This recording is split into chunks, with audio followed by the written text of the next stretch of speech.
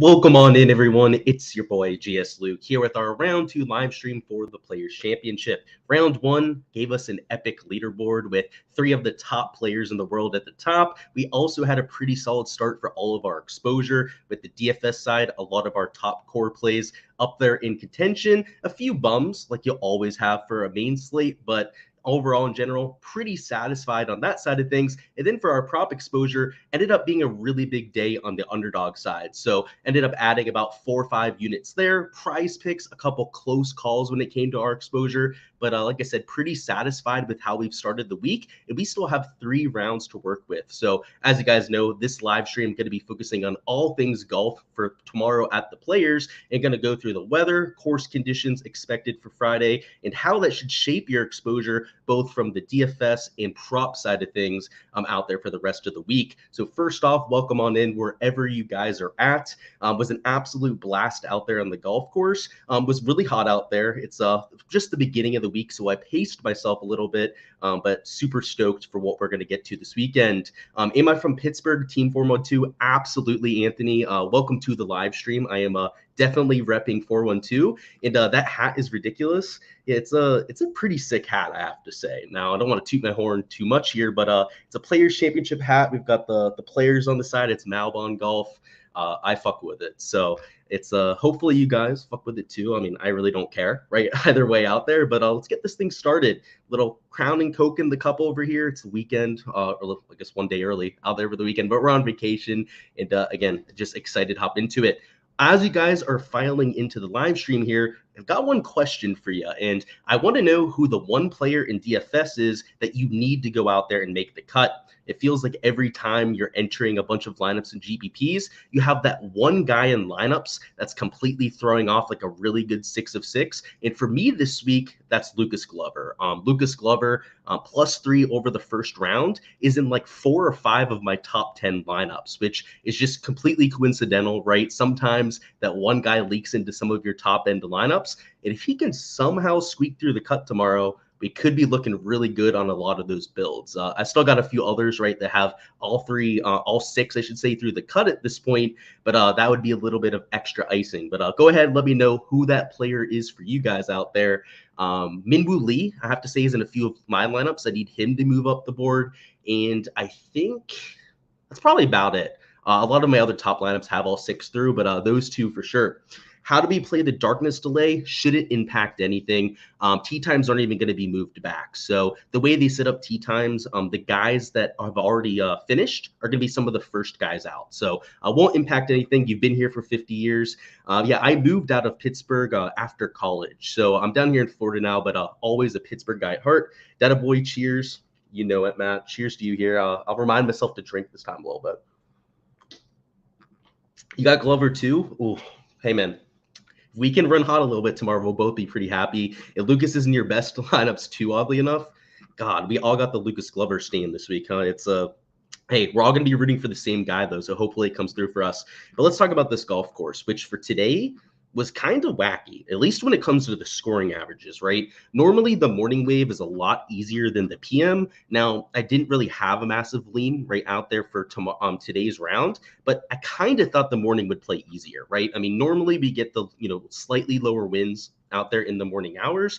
And on top of that, more receptive greens. Now, greens were receptive pretty much the entire day, and the wind was also stagnant, right? Even those PM players that maybe had slightly higher winds, you're talking about like maybe a 2 to 3 mile an hour wind as opposed to like a 5-6 mile an hour wind. So at that point, it's pretty trivial, trying to compare those 2 metrics. The real difference, at least in my opinion out there, was the temperature, right? In the mornings, you had a lot of dew on the ground. Over here in Jacksonville, the winds, right, were non-existent, but when you were hitting it into that lush 4 or 5 inch rough, which is really 4 or 5 inches in some spots around TPC Sawgrass, you had a lot of players having trouble. So what I'm going to show you guys on here is we're going to split this data golf information by the wave, and the ceiling performances, right? A lot of them came in the morning wave, right? You had Xander, you had Rory McIlroy, right? Both go out there and shoot -7. Nick Taylor, Aberg, Jason Day, Hoagie. I mean, even guys like Straka, Lashley, Michael Kim, and Taylor Montgomery, all came out of the quote unquote harder wave today. It's probably a 50-50 split, right, between the ceiling performances on AM PM versus PM AM. The real difference, though, and this is what I mean by it was a little bit wacky today, guys, is the bottom of the leaderboard, right? The guys that blew up had the worst rounds possible out there for today, were all morning guys. I mean, how many of these guys were over there in the PM, right? It was like 1, 2, 3, 4, 5, 6 of them, right, had PM tee times. All the rest of the guys over here that are highlighted in green were all AM tee times. And I went back, looked at some of their stats. Almost all of them had horrible driving accuracy percentages. So what that tells me is that this difference in the scoring, right, that was almost at a whole 0.8 shot difference, actually a little bit more than a 0.8 shot difference between the AM and the PM waves, was because of that dew. Right? It was because of that rough playing even more penal in the morning hours. And when we look at the forecast for Friday, right now trying to transition and what we're going to see for tomorrow, conditions look a little bit warmer out there for Friday. Some of the local forecasts are calling for it to get closer to like 80, maybe even 85 degrees tomorrow. And with the winds in the PM kicking up, right? Today, they didn't kick up whatsoever. I don't think we're going to see the same situation. The temperatures, I think, are going to lead to less dew in the morning hours. I also think that the sub-airs on property, right, them sucking the moisture out of the golf course, is going to have an impact on that too. And furthermore, when the PM guys get out there, right, the first few hours, it looks like it's pretty smooth sailing when it comes to the wind conditions. But by the time they get to like 2, 3 p.m., you see it kick up to like 9 to 12 mile an hour of sustained winds. The wind gusts also kick up from like, 12, 13 miles an hour, closer to the 17 mile an hour mark, which is likely going to have an impact on play. So, rather than going out here just trying to rinse and repeat what we saw for Thursday, I think the AM guys are going to get an advantage. And when we're playing for our 4-round stuff, right, I mentioned I thought that this weather edge could go either way. If that happens, right, this PM AM wave, which is historically the wave that doesn't get the advantage at this golf course, might get it in 2024, right? So that's why I was so hesitant to say that, that historical trend of those AM PM guys always winning. The reason why I was a little hesitant on that kind of trend was with the forecast, right? And it looks like it's playing directly into that, which makes me extremely grateful that I didn't go out there and only play AM PM guys, right? That I didn't only go out there and take PM AM guys on my player pool. Makes me real glad that I split it up a little bit. So that's it from the weather perspective. Golf course, again, we touched on a lot of this yesterday with how we expected it to play. Nothing was really that out of the ordinary, right? We thought there'd be low rounds. In fact, I thought we might see a 63 out there for today's round. Best round we got was 65. So I know some people were surprised by the scoring that we got. I would say, if anything, I thought the scoring might have been a little bit better than what we had before. So didn't mean to click on Xander there. He's got a beautiful shots gained profile, as you would expect. But that's it for round 1, right? I think for round 2, the strategy in terms of playing Showdown, at least in my opinion, is going to be to take some of the later starters in the morning wave. Now, if they're going off super early at like 7:40 a.m. when we have the first tee times, I don't think that's a huge negative for those players. But ideally, I want guys that are teeing off at like 9:30, right? I think 9 p.m. is going to be towards the latter half of tee times, because if that's the case, the temperatures are going to be heating up, right? A lot of that dew is going to be evaporating off, and they're going to have a solid 4 or 5 hour window of similar low winds to today. So I think that when we check this average for round 3, right, we're doing the same conversation for our live stream tomorrow. It would not surprise me to see the same kind of edge favoring the other side, right? These AM guys getting the better end of the stick, but kind of like we saw for round 1, it's not a clear-cut advantage, right? We saw those warmer conditions have an impact for round 1, so I don't think you can only play AM guys for tomorrow, right? Sometimes our Showdown strategy is as simple as just picking a wave and going with it. That's not the case out there for Friday. So we'll talk through some of our player pool. A lot of my player pool are AM guys because I do think that they're going to get the better end of conditions. But I have a lot of PM guys, especially low-owned PM guys, mixed in towards the middle to top end of the board. So Let's bring up DFS. Let's talk through some of that strategy now. But it's a little bit of a nuanced slate, right? This isn't the type of slate where I think you can just pick one wave and go with it. I think you got to try and find the best parts of both of them. So let's bring up our projections here. Let's go through some of the chat, catch up on what we're missing down there, and talk about some DFS for tomorrow. So in terms of questions, what do we got? Ricky, make the cut, please. I'm with you there too. He's at least close enough. Willie Z to bounce back tomorrow? I think so. I hope so too. Just like James is saying. And looks like we're good on questions, right? I guess we'll talk about the darkness delay. Just to show you the tee times, right? They haven't moved them back or anything. So if we go over here to round 2, you'll see that the tee times are going to be exactly the same as what we had for round 1, with your first tee time off at 7:40. So the way they have it set up, right, are the guys that haven't finished at this point are like the Tyler Duncans, right? The Matt McNeelys. Eric Cole, right, has 2 holes left to play.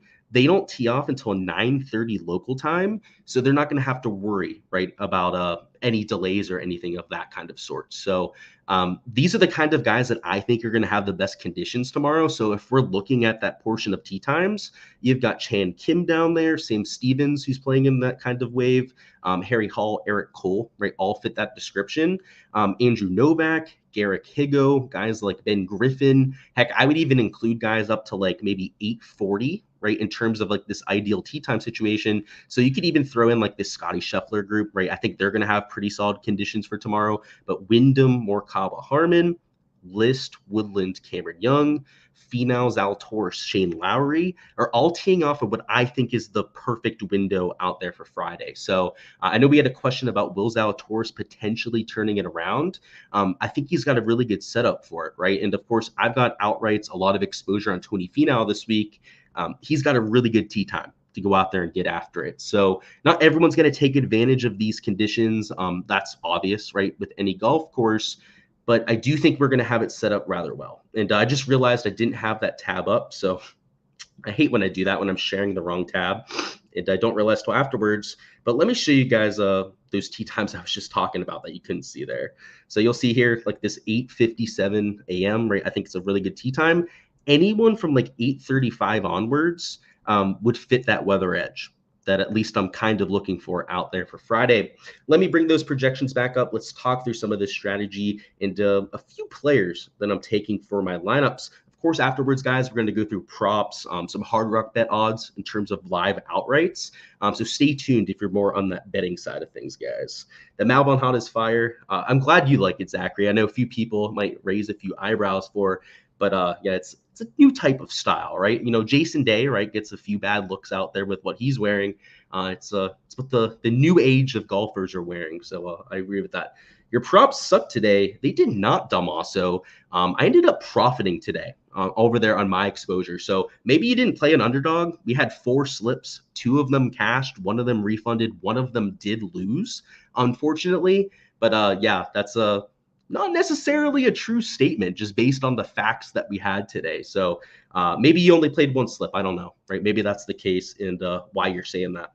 And let's talk through some of our exposure for tomorrow on the prop side of, say, DFS side of things. We're going to talk about props a little bit later. But in terms of my exposure out here for round 2, it's mostly AM guys, right? If I think there's going to be a slight advantage to be had, I'm going to lean into it, right? Whether it's for good or for worse. When you're playing in Showdown, it's always a variant type of format. So when you're trying to find and squeeze an actual advantage over other players, really the weather is the main way to do so, right? If you're going out there trying to find guys that are maybe playing on a course half a stroke or a stroke easier, that's a real easy way to lock that in. So that's what I'm doing with a lot of my exposure. But on top of that, it's about playing the game theory side of things, right? When we're playing in Showdown, right, an 18-hole sample size, we want to embrace that chaos. Even over a 4-round event, right, an entire event over 72 holes, we get a lot of craziness that'll happen, right? Guys that have bad rounds, bad events that end up missing the cut. When it's only 18 holes that you're working with, I mean, you can just multiply that by 4 or 5 when it comes to the randomness. For example, right, you had guys that, you know, were shot like +7, +8 today, right, with that even par scoring average. Jordan Spieth, right, shooting 2 over par. Victor Hovland, right, shooting 1 over par himself. That's common, right? And there's not one player in the field that is immune to that kind of performance. Everyone is capable of having a stinker. So always the strategy for rounds 2 and 3 Showdown is to take a contrarian approach, right? To fade a lot of that chalk. And if you can combine that with a little bit of a weather edge, that's when you're going to go out there and cook and find profit out there for Showdown. So for me, that looks like taking slightly more AM guys. It's worth noting that I'm not only taking AM guys because, for example, a Patrick Cantlay, who I've got here at just 8.4% projected ownership, is another player that I'm getting to as well. He's a sub 10% ownership, right? He's not going to get a lot of attention because he's shot an even par round. And I don't think the PM conditions are going to be so hard where you don't see ceiling performances. Now, it might be slightly harder to get there, but the reason I'll get there on somebody like a Patrick Cantlay is that he's less than half the ownership, right, of a Xander, of Rory McIlroy. He's a lower owned than a Hideki, a Wyndham Clark, right? He's nearly 3 times lower owned than. I'd rather take a shot on a low-owned PM guy if I'm going to do that, right? If I'm going to take a shot on somebody playing in what I think might be slightly harder conditions, they've got to be a low-owned, high-upside kind of play. So I think for my player pool, I have like 7, 8 guys that are playing in the PM wave, and I think all but one of them are guys that are $8,000 plus. So it's usually a stud, right, that I'm taking a shot on when I'm taking guys in the perceived bad wave. But I don't think you have to exclusively play guys, right, that are going off early. In fact, if you think that that temperature, difference is going to make a huge impact for round 2, I could totally see the argument for playing just a 50-50 split, right? Just for taking guys from both waves, kind of playing it like we saw today. The only pushback I have for that, which, may or may not be reality when we get there for tomorrow, is that I think the PM wave is going to have higher wins, at least comparatively for what we had today. So that's the main strategy out there for Showdown. And next up, we'll talk through some of our plays. Yeah, you're talking about the stuff from the video. All good, new day tomorrow? Yeah, dude. Those aren't the only stuff that I'm entering. So you played Hovland over 4.5 birdies? Yeah, dude, he had 3 birdies through 6 holes, right? And then didn't end up covering. Shit happens, right? So if you're only entering a slip or 2 per day, I don't know what you really expect, right? Do you really think that both of them are going to hit? But yeah, like you said, tomorrow's a new day, right? Does anyone know the water ball count on 17? They said it was like 6. They didn't say that there was a whole bunch out there on 17. So part of that's pin location. Part of that was the wind, right? The wind wasn't a huge factor today. We're going to go through pin locations before we talk through all of our props. The pin location for round 2 is going to lead to a lot more water balls. It's a back left pin location. It's really firm up there on that back ledge, on top of the fact that it's a longer shot, right? You have a harder distance to get to. It's a top shelf back there in the back left corner. You're going to have a lot of guys that pull it into the water on the left. And you're also going to have a lot of players that either land it pin high or slightly past the pin that bounce off and into the water. So that's definitely something that you're going to see. And that's not good for the over 50.5. Yeah, probably not. I'm guessing that's a bet that you took over there on a site. Yeah, probably not that good for that. Let's see what we're working with in terms of strategy, though. So in terms of players I like, Justin Thomas would fit that. He's an AMT time that I wouldn't say struggled in round 1, right? He had like 2-3 holes that really caught him today, but still made 7 birdies on the round. And your casual fan that maybe isn't following all the box scores might not know that JT was really hitting the ball well on approach. In the putter, which wasn't perfect, right? I mean, JT's putter is usually very far from perfect for any given round. He actually made some putts out there for Thursday. So I like him going off early. I also like the fact that he's lower owned than a lot of the other guys around him. Will Zalatoris, you could say a lot of the same about, right? Now, didn't have as prolific a birdie production as a player like a Justin Thomas, but at the same time is low owned compared to a lot of his peers and has that perceived weather edge. You've got guys like Colin Morikawa mixed in at -1, Shane Lowry that all fit that same type of build. All 4 of these players, right, are going off in that perfect time zone that we were talking about before and are lower owned than the guys around them. So, for example, Max Homa, right, he's going off early, but he's 20% owned. You can say the same thing about Wyndham Clark, right? He's 21.2% owned. Same thing about Scotty Scheffler at 30.5. They also have the really good tee time going for them. But the reason why I don't think that they're worth pointing out as, plays that I love for round 2 is the fact that the ownership's really high, right? You'd have to take 60% of Scotty, right, to go out there and get leverage. 45% of guys like a Clark or a Max Homa to go out there and get that leverage.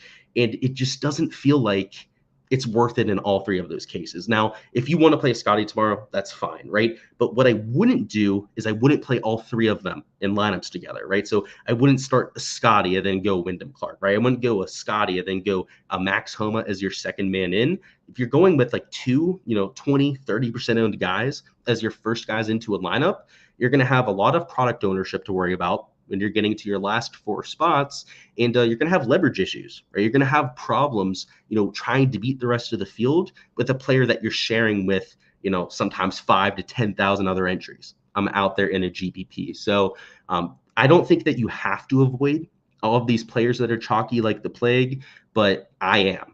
Right. Just, I guess, for full transparency here, I'll tell you that I'm fading all three of those players. So Scotty's the most egregious piece of chalk. He was the most egregious piece of chalk heading into the week.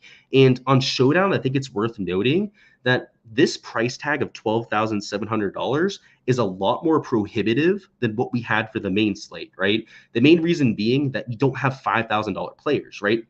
Our cheapest players on this Showdown slate for round two are $6,000, right? We had a whole extra $1,000 to work with when it came to the main slate kind of pricing, which is why I think trying to take Scotty at this price tag and this ownership, to me, is even more of a ridiculous move than taking him for the main slate in some of those GPPs. Now, cash, single entries, completely different scenario, right? He's probably going to win this event, if we're being honest, right? Scotty Scheffler.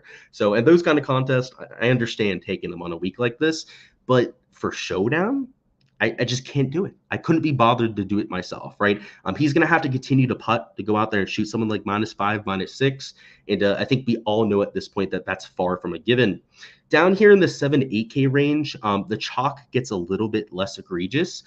Even your higher owned players, like let's say Tom Hoge, for example, are only about 16.5% ownership. So they're not like 20, 25% like you have for some of your studs. They're not like 20, 25% like you're going to get for a round 4 Showdown slate, where even more of that chalk congregates on the guys at the top of the board. So I think that there are a few guys that are getting some ownership that you could play, but I'm also fading a lot of your higher owned players. So for example, like a Corey Connors, right? He would be somebody that I'm avoiding because he's there at like 14.1%. Somebody like Nick Taylor, who played well in round 1, right? I'm avoiding him out there for round 2 because he's teeing off late, right? He has that PMT time, and he's also higher owned than a lot of the other guys around him. You can say the same thing about like a Matt Fitzpatrick, except I would say that he has the AMT time. So he's another one of those pieces of chalk that I could understand playing, but they're not my favorite, right? Because of that ownership angle. Some other chalky guys like a Chris Kirk, right? I don't love that ownership. Even like a Matthew Pavon, I don't love him at like 8%. I prefer somebody like an Adam Svensson, who's 4 times lower owned, right? I know he maybe didn't have quite the round as the other guys in round 1, but he doesn't have a 4 times lower chance to be in the optimal lineup, right? Comparatively, compared to the other guys around him.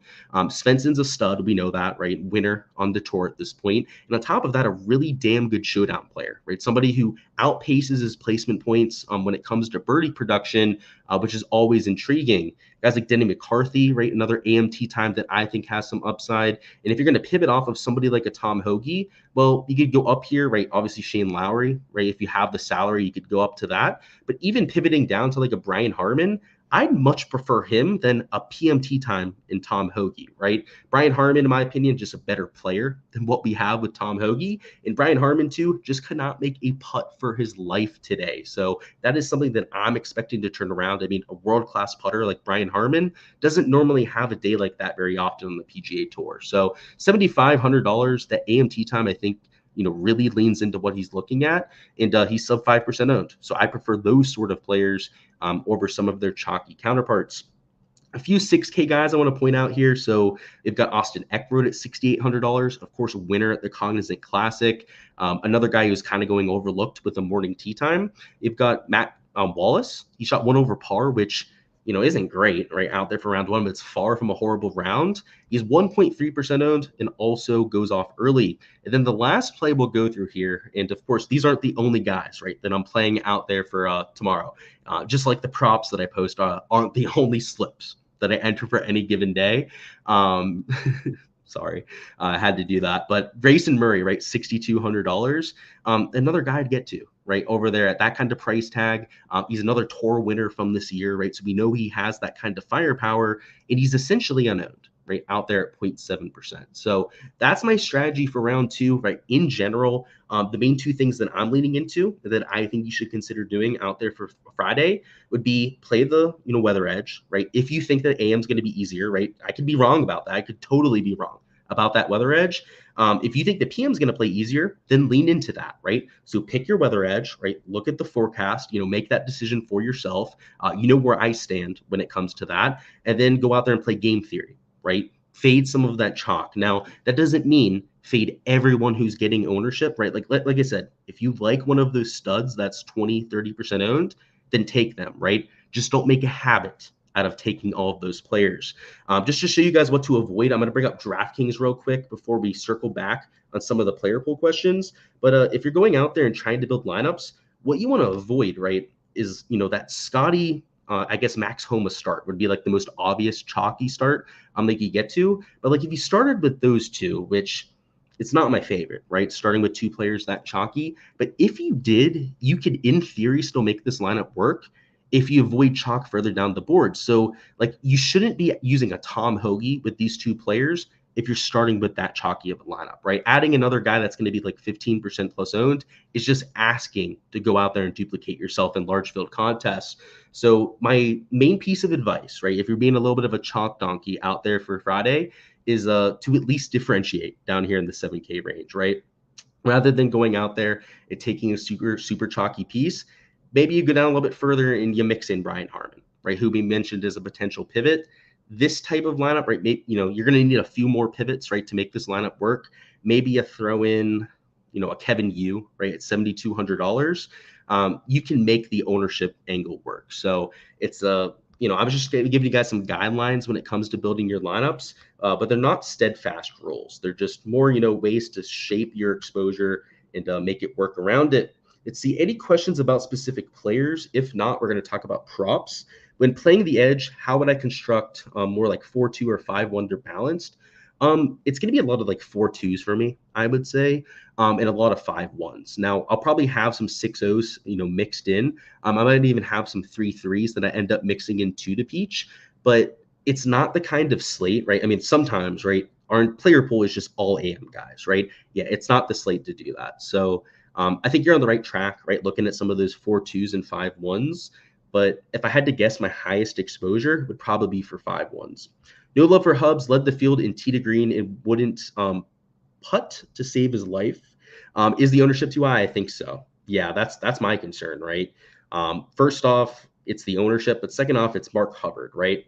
Sometimes we kind of have to remind ourselves, who we're dealing with any given player, and it's not meant to be disrespectful to Hubs. I mean, Homeless Hubs, great guy on tour. I play him a lot more than other people do out there in the industry, but he's hardly a name on tour for a reason, right? I'm not trying to be a dick about it, right? But he's far from like a Rory McIlroy, a Tom Kim, heck, even he's far from even somebody like Nikolai Hogard, right? Who's in that same kind of price tier. So yeah, it's about ownership for me, right? I've got him at 6.6%. So it's not like the ownership is out of hand, but when you compare 6.6% to 2.3%, right, on Adam Svensson, that gives you an idea, right, of the kind of players that I'm taking. So again, you don't have to fade all these chalky players, right? It's just something that I'm doing, and I usually do out there for Showdown. I'm very contrarian when it comes to my exposure, but you can make it work. That's for damn sure. All right, let's talk some props. So we had stroke stuff posted on Underdog before. I'm not sure if they've posted anything else yet. My guess would be that they have, right? Now that they've had more time to look at pins, all of that kind of stuff. Let's see what we got. So yeah, we got a bunch more props being posted. So let's hop on in. So they've got the Hard Rock bet board up. We'll look at that in a few minutes over here. What I'm going to do now is just scan through this. So bear with me. I'm going to drink some of my drink while we go through this, my Crown and Coke that we've got here, and try to find some value because this is my first time seeing this board. So I'm going to need a few seconds here, maybe even a whole minute or two to look over this board. So excuse me if I'm a little bit quiet, but I'm busy looking at these and doing some analysis. And again, I do think the AM guys are going to get slightly better conditions. So we're going to have to consider this when we're going through it. I'll just say as I'm doing this, for anyone that was here just for DFS, I appreciate all you guys. Make sure to smash that like button if you guys are heading out, and subscribe so you don't miss the round 3 and 4 streams. Hopefully we can go out there and add to it. Our main slate, like I said, is already off to a good start. So hopefully we can keep that going for rounds 3 and 4. But for my prop people and for my outright people, we're far from done with the live stream. So if you're not heading out of here, even better. Cheers to you. Hang out for a little bit, and let's find some value for tomorrow. And someone down in chat, one of my prop people, let me know if Prize Picks has posted a board yet, because I can't check. I guess I'll just show you here, right? If I type in Prize Picks and I go to the today's board, right? Don't allow? Nah, see, if I click allow, it wouldn't bring it up anyways, but I thought maybe by clicking don't allow, we could get it to work. It ain't gonna work. So let's bring up Hard Rock Bet again. We can't look at Prize Picks here on stream, but if somebody does post it down in my Discord, we can do the same thing as last time. So for anyone that's in the Discord, anyone that's a part of my Patreon that can bring up the prop board and screenshot those, it would be mad appreciated. You'd get mad brownie points. In fact, Too Legit to Quit, I'm going to end up comping his membership for this month. And he doesn't know this, by the way. He might be watching this Too Legit. Because you've gone out there, you end up screenshotting a lot of the boards for me, and you do it like right away. You're not going to have to pay for your Patreon membership. So hopefully that it's sweet. Hopefully you're watching this so you know that. If not, I'll let you know afterwards. But that would be mad clutch if someone's watching this and could let me know what we're dealing with. You're not going to get a free month just for doing it one time, just because Too Legit's getting it. But hey, if you make a habit out of it, I don't know. Maybe I will. Maybe I'll do it just like I'm doing it to Too Legit. Yeah, what's up? What's my Discord? You got to be in the Patreon to be in there, but I appreciate the heads up either way. That's huge. And let me double check to see if anyone's posted it yet. There's a good chance that someone has. And if not, I'm going to ask. So 1 second here, guys. I know it's annoying when I can't have this stuff up.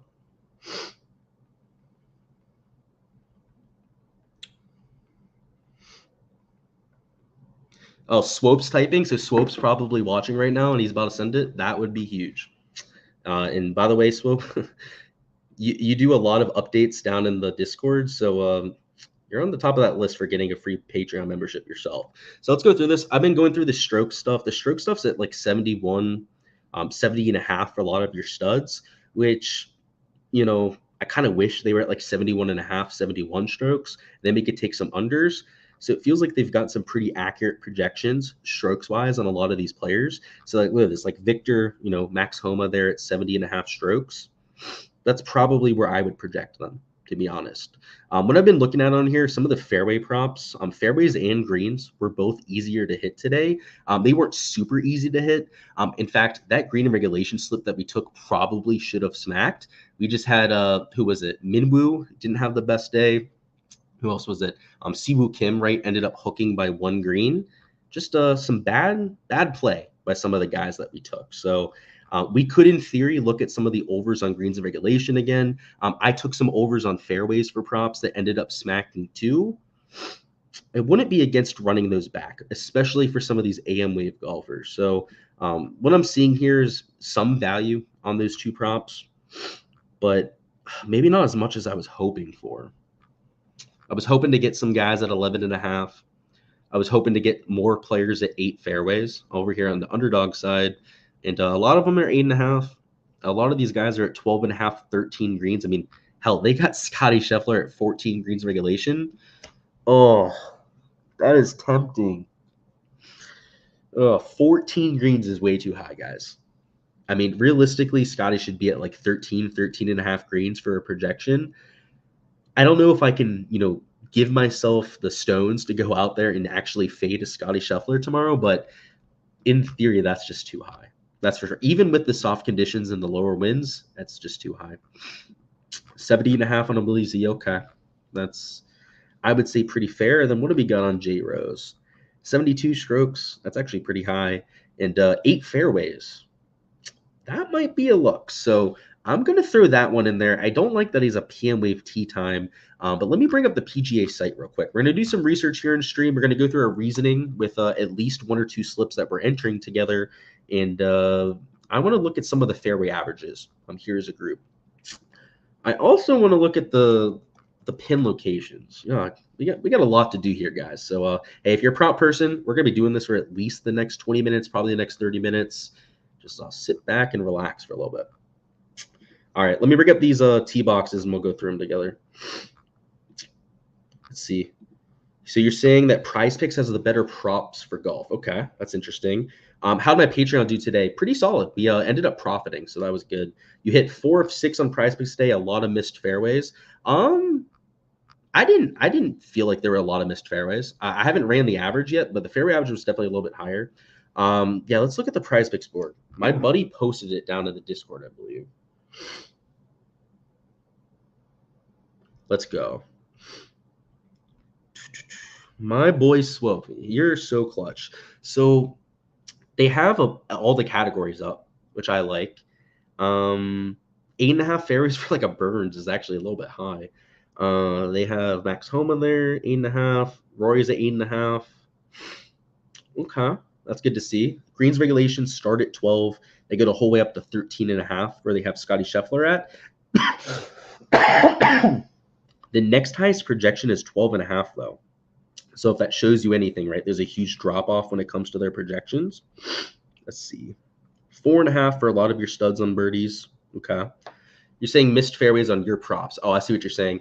Yeah, you probably got unlucky then, honestly. If you took some overs on fairways, I think that was a pretty sharp play. So I'm honestly looking to run that back.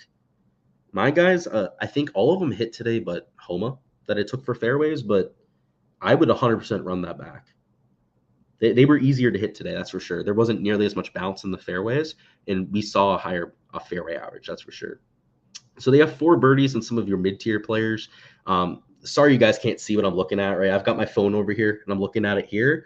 It's all we can do on Prize Picks. It's pretty ridiculous that you can't even look at the projections down here in Florida.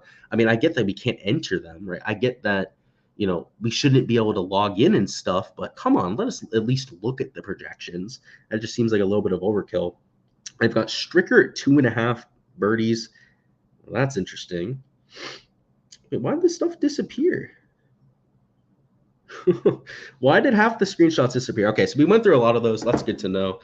Who had 10? Rory fairways or birdies seems like a lock. Yeah, no locks in prop betting, unfortunately. And the one thing I'll say about Rory, he is driving the ball a lot better this year, but historically, man, he's not a very accurate driver. Historically, he's outside the top 150 on tour when it comes to driving accuracy, so that's a little bit sketchy.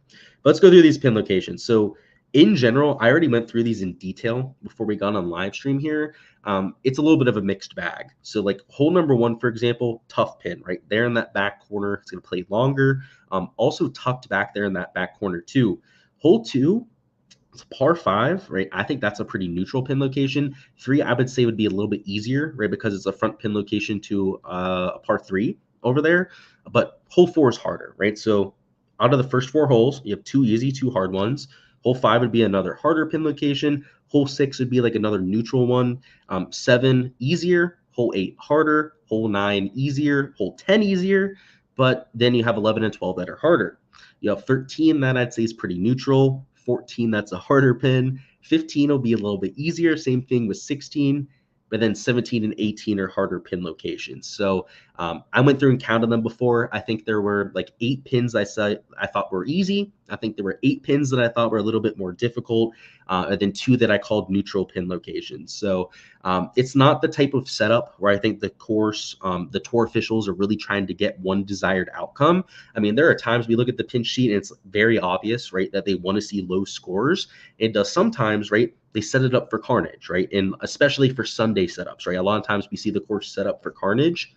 It's not either direction here, right? What we're seeing with these pin locations is a pretty typical round 2 setup, right? They don't want to kill the players. They don't want to completely screw pace of play, especially because they didn't even finish round 1 right out there for Thursday. They don't want to go out there and have a bunch of guys shooting 80, right? A bunch of guys shooting like 80, 85.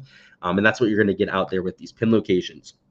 In terms of how that affects the averages, I don't think it's going to have a drastic effect either way, right? The pins today were pretty similar. There were some that were easy. There were some that were a little bit more difficult.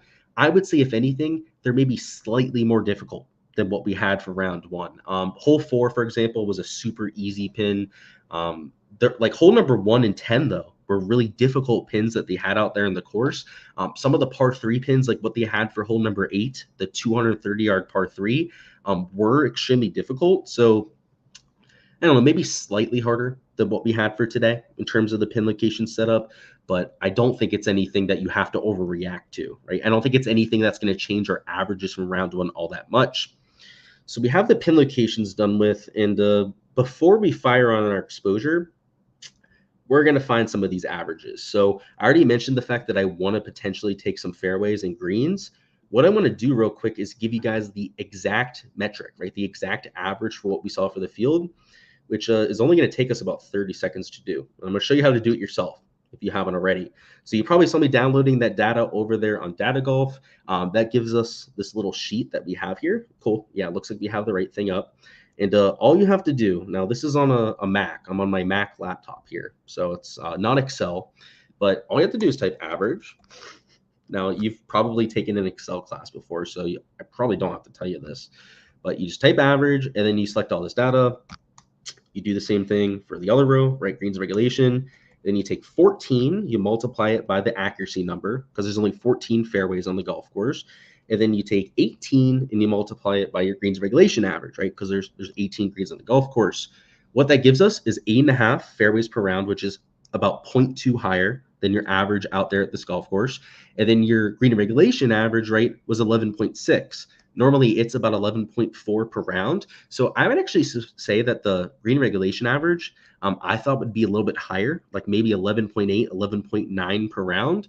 But this fairway average at 8.5 was pretty much what I was expecting to see here, though. So that's important to know, right? 8.5 fairways per round is what you saw for the field average. And then in terms of greens and regulation, is 11.6. So for Scotty to go out there, right, and cover a 14 green and regulation prop, he'd have to gain like 3.5 greens to the field, which fading Scotty never feels good, but that line's too high. There's no doubt about it, right? He's down at 13.5 on Prize Picks, and at 14, but that push equity is something that I'm highly considering taking. Let's put it that way. And I love Scotty. I think he's going to play well tomorrow, but 4 greens missed, that's more than doable, that's for sure. Let me see.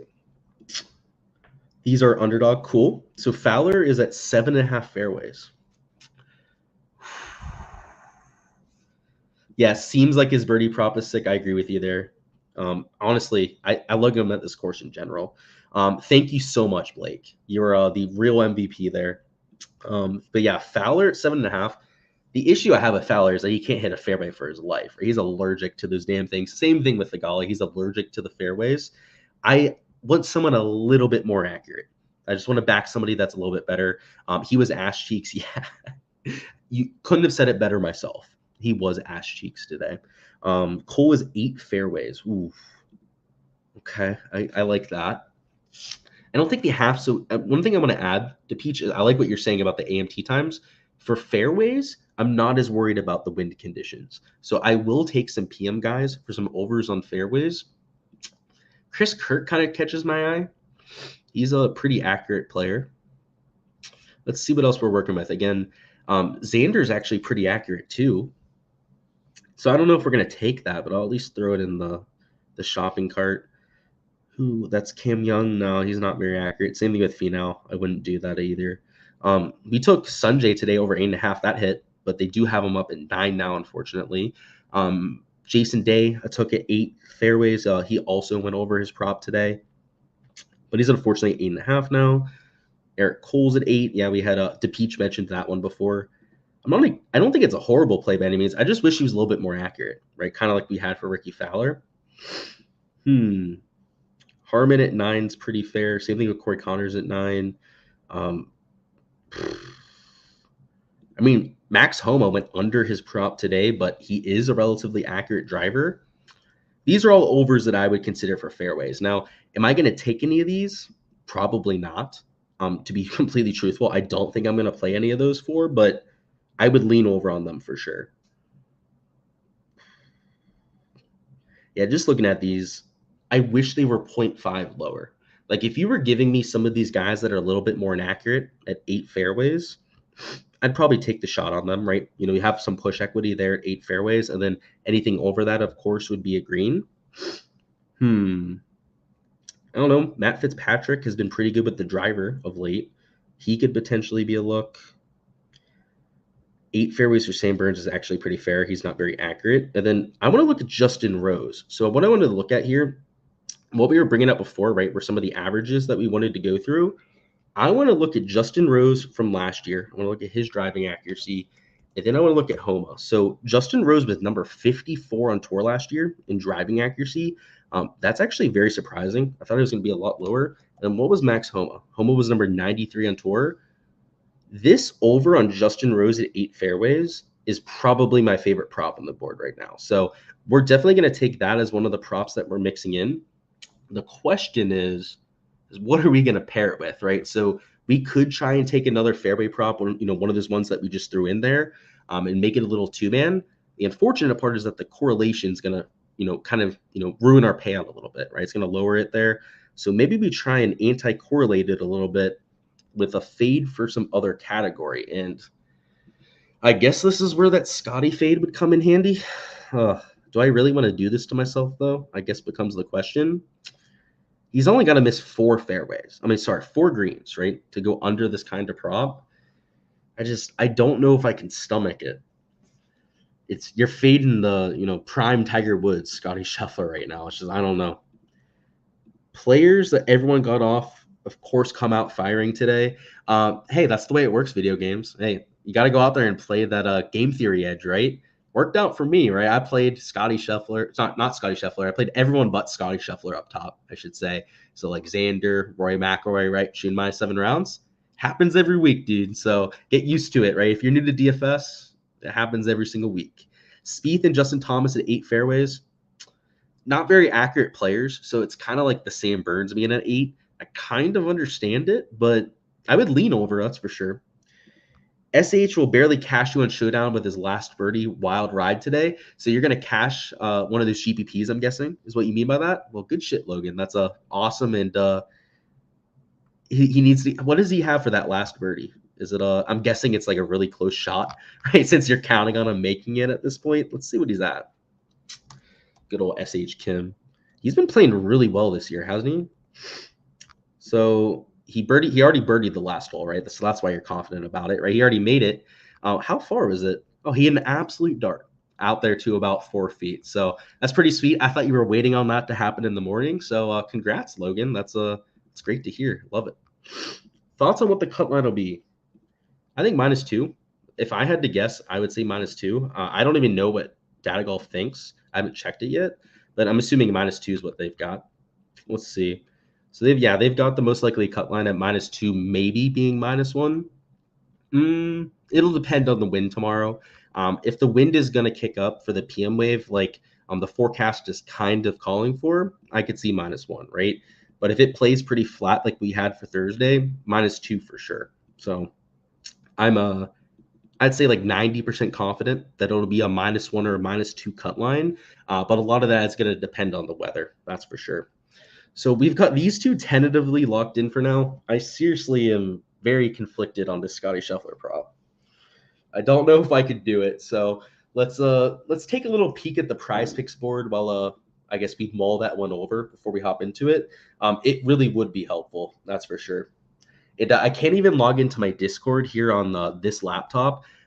Crazy story. I'm locked out of my Discord on every device but my phone in my PC back at home, which is, of course, like 4 hours away right now. So I can bring it up on my phone. I can't bring it up on the live stream, unfortunately. Putting money on slips is back in Mississippi. Ain't going to stick to 2 slips a day for Underdog. I'm jealous. Flakes, down here in Florida, we are shit out of luck. SOL, that's for sure. Don't go against Scotty. I'm not going to. If it's going to take me this long, right, to commit to taking a prop, it's probably because it's a bad idea, right? That's That's probably the truth. So let's stay away from it. This Justin Rose prop I do really like, though. All right, actually, I'm going to look at the birdie average. I didn't calculate that as the round had ended before we went live here. But just to do a little bit of quick maths here, so that's 0.62 per round. That's 0.79 per round. That's 106 per round. That's 121 per round.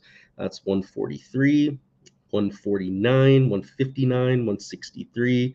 I'm doing mental math right now, just adding together these averages. So 165, 195, 213 plus 51 is 264. 276, 285, 295, 299, 309. 309 plus 61 should be an easy one, right? 37 plus 18 is 388. So 3.97 birdies per round is what we had for a birdie average today. Now, don't quote me on that, as I just tried to do that very quickly in my head.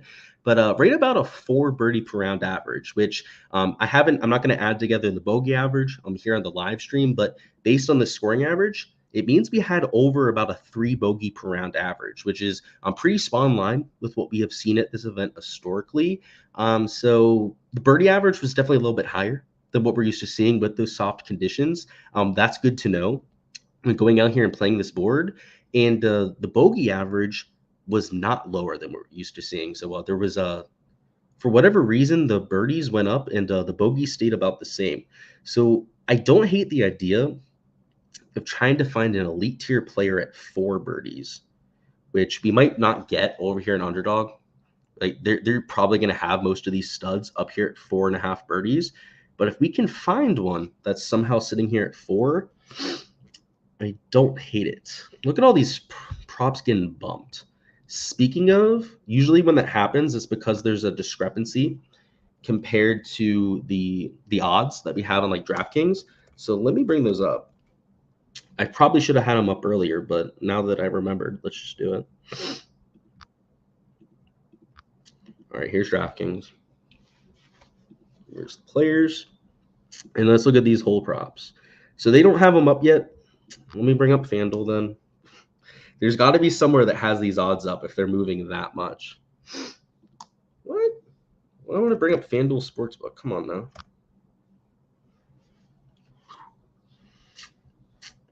All right, there's Sportsbook. Or someone's just nuking the unders and strokes. It could be that too. I guess it doesn't have to be the fact that they have odds up. Oh, and now FanDuel won't load. Good shit. Unfortunate. So I'm assuming that people are taking those unders at 70.5. A lot of the players that got bumped down were guys that played well. So a lot of your casual golf fans, maybe your don't even want to say this. I'll just say it. Maybe your cappers on Twitter, right, that do NFL, NBA, that are just getting into golf, which seem very plentiful out there on Twitter right now, are probably all nuking, right? Wyndham Clark under, Fitzpatrick under after shooting -6, Homa right after shooting -4, -5 today, are all probably getting a bunch of exposure from those sort of cappers. So that's probably what that is. Box score watching, right? Obviously, if LeBron James scores 30 points yesterday, he's obviously going to score 30 the next day. That's a lot of the mindset that those kind of players have. My favorite is when they do it for like a Sunday slate, is when these guys that have no idea what they're talking about with props go out there and say, oh, this guy, has covered this prop in 3 of the first 3 rounds. Like, yeah, no shit. That's why the guy's like winning the golf tournament after the first 3 days. And what they don't know, right, is that guys on Sunday always choke. And the amount of times I see those Twitter cappers getting massacred by taking unders on like leaders after 54 holes is I don't know, makes me chuckle a little bit. Because I used to be there, right? I used to be that person like 4 or 5 years ago when I first started betting on golf. But we've come a long way since then, to put it lightly. So let me go ahead and refresh this. I want to see if they have moved those props, or maybe they just ended up taking them down momentarily. So let's see, like Fitz, yeah, they bumped down. I could have told you this was going to happen. And yeah, Homa probably got bumped down to 72. It's not like I thought those were horrible plays, right? I mentioned before that I would probably lean under on some of the guys at 70.5. But the 3 that got picked are the guys that went nuclear today. It's just, I don't know, cracks me up a little bit. Obviously, if he played well today, he has to play well tomorrow. is what they're going with there. Cole and Rose are at is 2.91. You're saying for the multiplier? Okay, I could see that. Henley at 9. Oof. Do I have any Twitter cappers I like for golf? No. I honestly, actually, I do. Yes, I take that back.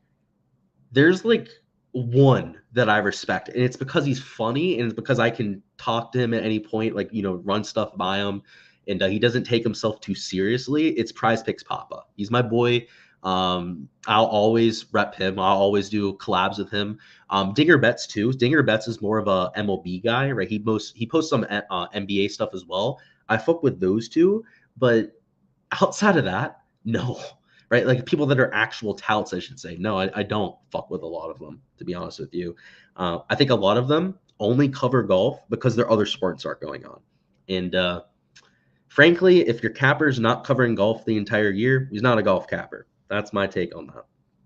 And luckily, right, the 2 that I respect, right, Prize Picks and Dinger, they cover it all year. So that's not something you could say about those 2. And it's probably a lot of the reason why I respect them. And they're buddies of mine, right? Let's talk through this. So we got the J Rose prompt. We don't really have guys at 4 birdies that I was looking for. So if I was going to take an under, like Will Zalatoris, I was looking at him at 70.5 before. He's the type of player I'd want to take for an under. A Shane Lowry, if he was at 71 strokes, would be a player that I'd be looking to take an under on. 9 fairways. I know we just had someone mention that for Russell Henley. I think that's a pretty good prop for him to take an over on. So he's well more accurate than the tour average when it comes to his driving accuracy. And if we take a look at how he played today, I would assume that he hit at least 9 fairways because that's just kind of like the player that Russell Henley is, right? Didn't have the best day out there, yet still hit 10 fairways, I should say, out there for his driving accuracy. And he has an early tee time too. Actually, sorry, he is a PM tee time, but I'm not that worried about that. Yeah, I like that, Blake. In fact, I'll probably enter that for another slip that we get to. But what I wanted to enter here was, I think that under on Zalatoris. I'm thinking that's going to be what we enter. Where is Zalatoris at? Now so there he is. I couldn't find him now after them moving him. So we could take that. I kind of wish he was 71, but 70.5 is, I guess, decent. Hideki at 70.5, I probably wouldn't take. Jason Day after his nuclear round, that doesn't sit with me that well after he already went super low.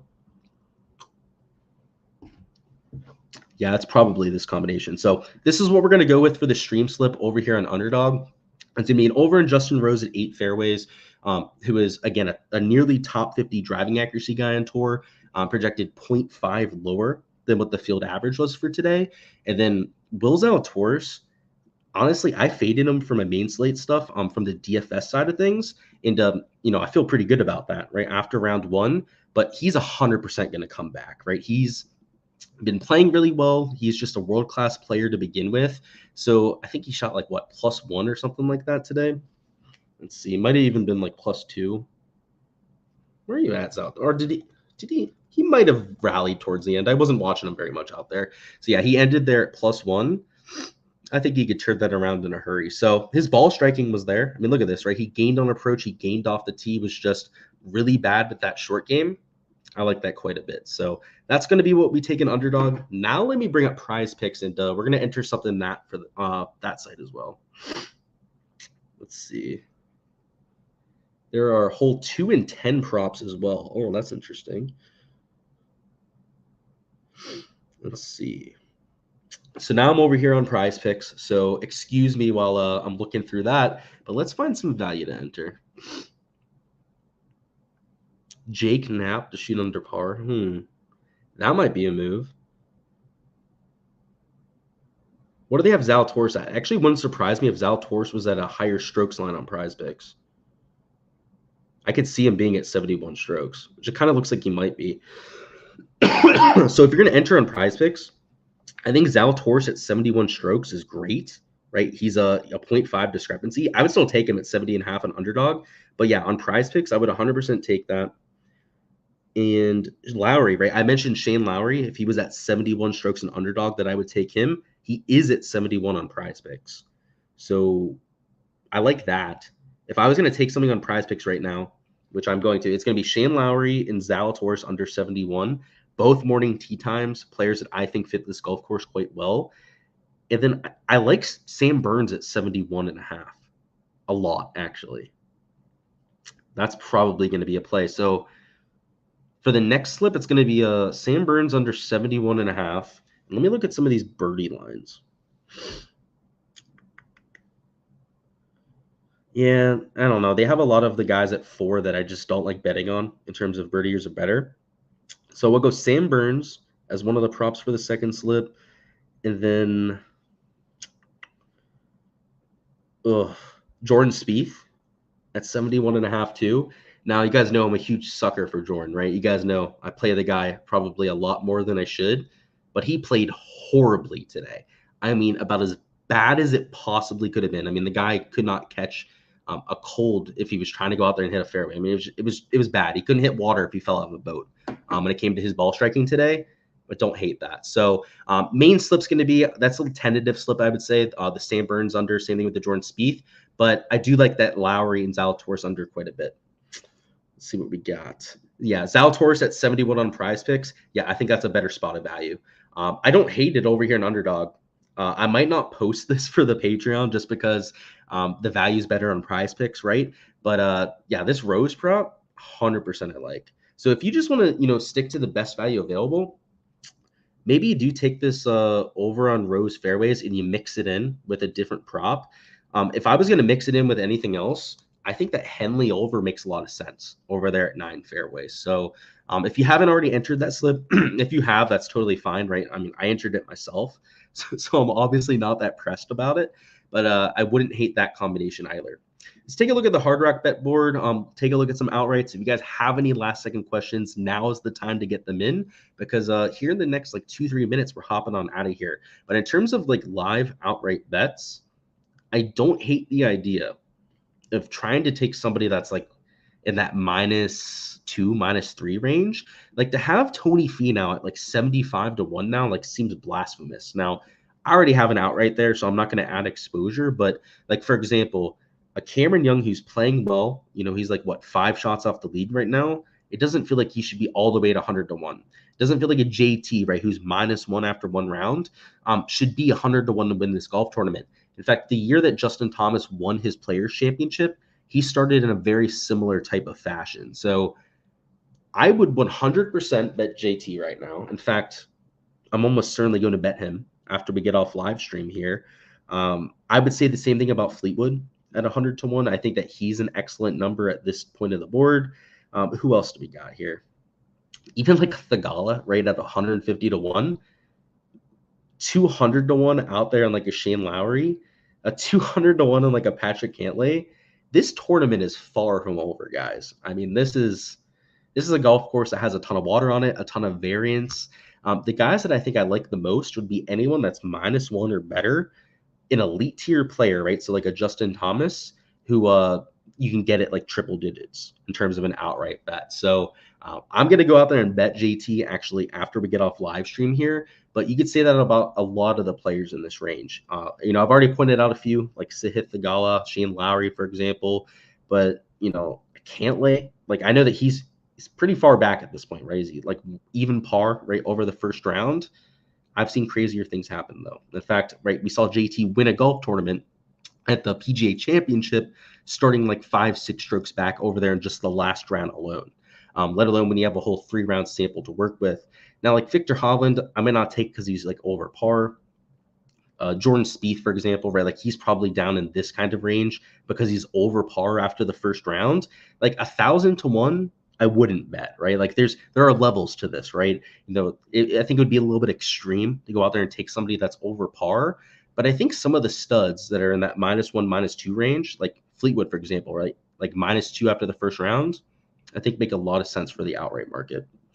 It's St. Paddy's Day weekend. Do you think Shane will be sober? Probably not, Matt, huh? I guess it depends on if he makes the cut, right? If he misses the cut, hell no, there's zero chance. Prize Picks frustrates you with the $5 slip and 25 per day. Yeah, that's what I had before they ended up banning it down here in Florida. The one thing I'll say to Peach is if your wife is a wife, friend, son, daughter, I don't know if you have kids, if any of them really like sports, maybe you should have them sign up for Prize Picks. They could probably have a lot of fun with it, and I'm sure that you could give them some advice, wink, to go out there and make their slips. You might want to check that out, to Peach. It's my family loves to play Prize Picks too. That is all I'm gonna say about that without incriminating myself. But yeah, I feel you with that. The limits that they impose on players over there are extremely frustrating. That's all I've got for this live stream, though, guys. I'm going to go ahead and cut it off here. It's already 10 p.m. I don't want to keep my neighbors up with me yapping over here on a live stream, but I appreciate all the support here as per usual here on the channel. Go ahead, smash that like button if you haven't already, and subscribe so you don't miss any of the content to come. We'll be doing rounds 3 and 4 live streams just like we did for tonight, so make sure to don't miss any of that by the time that we go live. That's all I've got, though. Like I said before, best luck with all of your exposure tomorrow, and let's have ourselves a day. Check out the Patreon for access to my entire player pool, all the projections that were blacked out on the DFS side, and of course, check out the Patreon for all the prop exposure I'm getting to. So I know we entered the slip on Underdog, that one on Prize Picks, probably that Burns and Spieth under. I'm not 100% sure if we're going to go with that one yet. But on top of those 2 slips, right, that I know for sure that I'm taking, there's probably going to be more that we're mixing into. So keep an eye out for that over there on the Patreon page. And let's have ourselves I almost said moving day, but I guess a moving day eve over there on Friday.